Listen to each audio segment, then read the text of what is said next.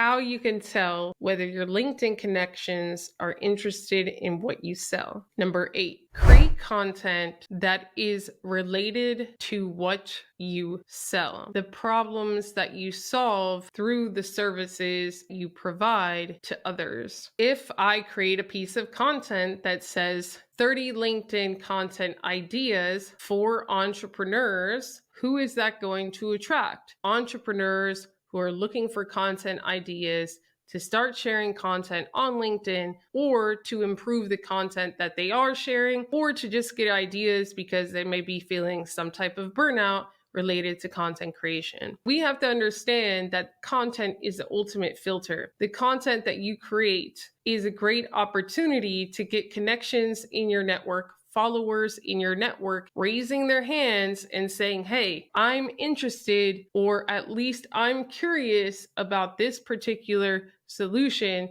to this particular problem. And if that aligns with what you sell, you're already ahead of the curve. Number 7, other people's content. Just like your content can engage people who are currently interested in whatever it is that you provide, the problems that you solve, someone's engagement on another type of post could reveal whatever it is that they're interested in. Engagement reveals a certain level of resonance, interest, or relatability to whatever it is that piece of content is focused on. If I wanted to find people on LinkedIn who wanted personal branding strategies or tips, all I would need to do is to go on other influencers' posts and see who is engaged, see who is asking questions, and then maybe engage with those people as well. Now, I'm not saying to do this in a slimy way, because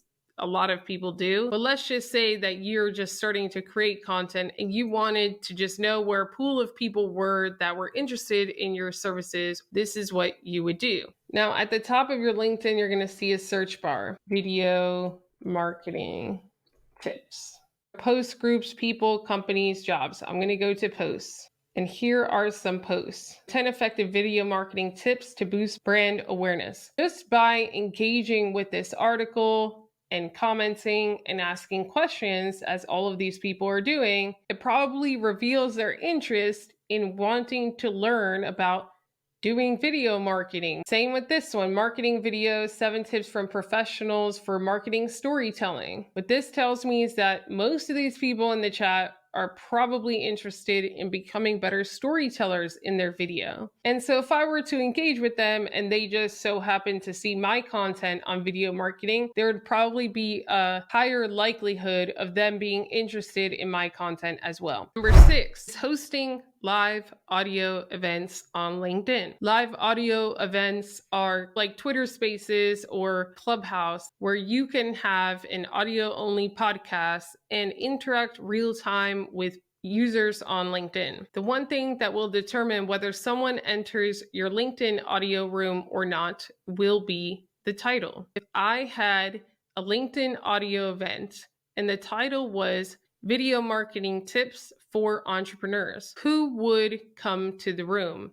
Entrepreneurs interested in learning video marketing. That would be the large majority, because why else would you just come and sit in the room and waste your time? It's very important when hosting a LinkedIn Live audio event to make sure that it aligns with the problem that you help solve for others. When you're thinking about getting clients on LinkedIn or business in general, it should never be about, oh, how do I sell my coaching program? It should be about, what problem can I solve for others, and how can I attract people that want to solve this problem through my content and through engagement. The caveat here is that you actually have to host a live audio event and have to know what you're talking about and have to care about the people that arrive to your audio event enough to answer their questions and to give them great, valuable information. Let's check out some of the LinkedIn Live audio events that are suggested to me on my LinkedIn.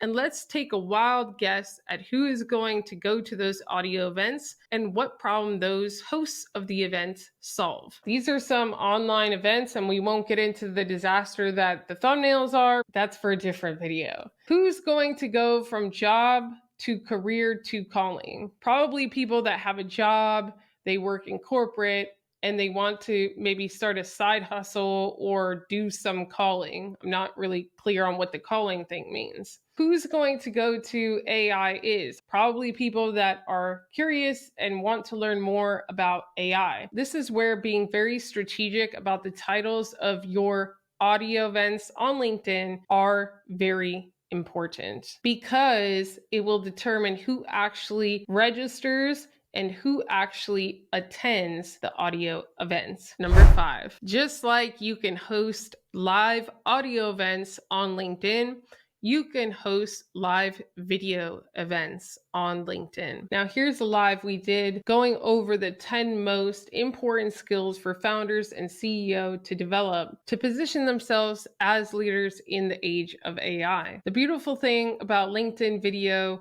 is that the comments don't go away. Just by viewers being live on the call, engaging, asking questions, they're telling us that number one, they are founders or CEOs or consider themselves to be leaders one way or another, and they want to learn the skills to position themselves in an advantageous position in the age of AI. I could go to any one of their profiles and continue that conversation. Number 4, leveraging other people's events on LinkedIn.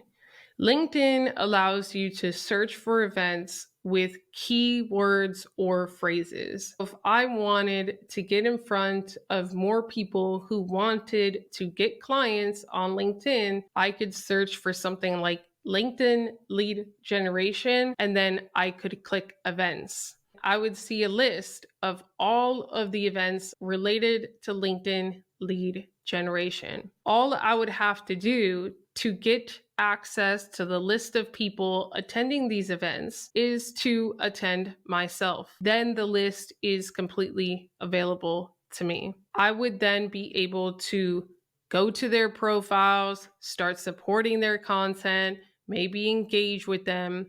But the last thing you want to do is what everyone does, which is just leverage this list to pitch people in the DMs. If you do that, you'll just be like everyone else. Don't recommend it. Number 3, joining relevant LinkedIn groups. Whenever you want to search for something, all you have to do is go to the LinkedIn search bar and just search a few key terms or phrases. Let's say that I wanted to get in front of more entrepreneurs. All I would have to do is search entrepreneur and then click groups. There are 9,000 groups that have the word entrepreneur inside of their title. There's an entrepreneurs network group, impact entrepreneur, nurse entrepreneur network, so on and so forth.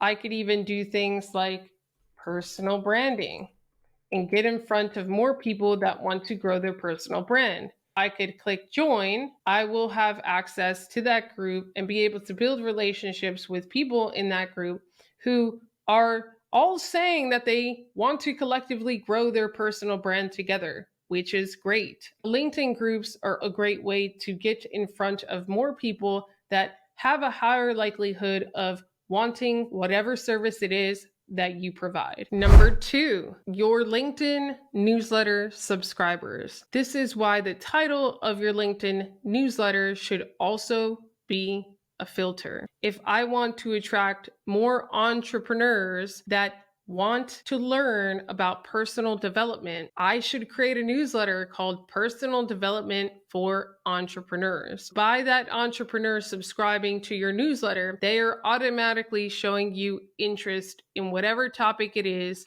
that you are sharing relevant articles on. And the best part is that when you create a LinkedIn newsletter, you get a list of the subscribers. All it takes is you clicking on their profile and starting a relevant conversation. Whatever title you choose for your LinkedIn newsletter should strategically filter interest to whatever services it is that you provide aligned with your goals on LinkedIn. And number 1, your call to action. I tell each and every single one of my clients that your goal on LinkedIn should be to get people off of LinkedIn, especially if you are a business owner. Building your private email list should be a top priority. But how do you grow that private email list? Providing your LinkedIn network with an opportunity to download an ebook, join a free webinar, join a challenge, whatever it is. But having an asset that they could opt in for, aligned with whatever it is that you provide, will help you turn connections into clients